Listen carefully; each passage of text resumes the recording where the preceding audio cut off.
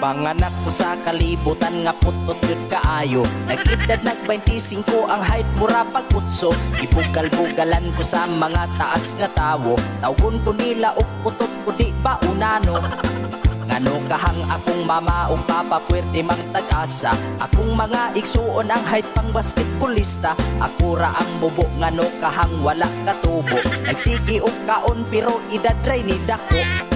Maong nangita ko og paagi nga mo taas. Sa among balay maulaw na kong mugawas. Daghan na ko og giinom nga mga tablitas. Pero wala gyud ipik ko sa akong lawas. Itambagan ko sa suod na ko nga amigo. Inigkabag ang tuig puno ilukso-lukso. Maupuno na ang kalihi sa mga pandak. Inigkaalas lusi mo ambak-ambak.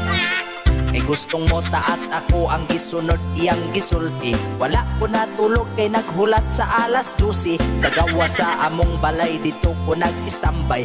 Aron taas ug ambakan ni patong kuslantay. Pagka alas 12 perti na kong lukso-lukso. Sa ibabaw sa lantay nga gabok na di ay to. Sa akong ka-excited wa na ko nakabantay. Kahapit na di ay mahugno ang among lantay. Sa dugay na kong balik-balik ug ambak-ambak. Nasaluga kawayan sa lantay kay nabuak. Anduhan ako katiil nilusot sa salug. Pagkasakita na ipit akong itlog.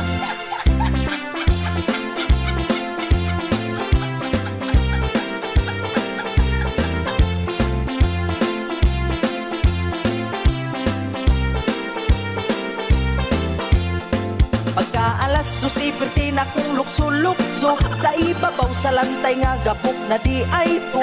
Sa akong ka-excited wa na ko nakabantay. Kahapit na di ay mahugno ang among lantay.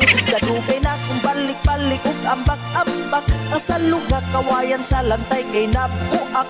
Anduhan ako katiil nilusot sa salog. Pagkasakita na ipit akong itlog. Pagkasakita na ipit akong itlog. May lang unta o pili ni Mabi.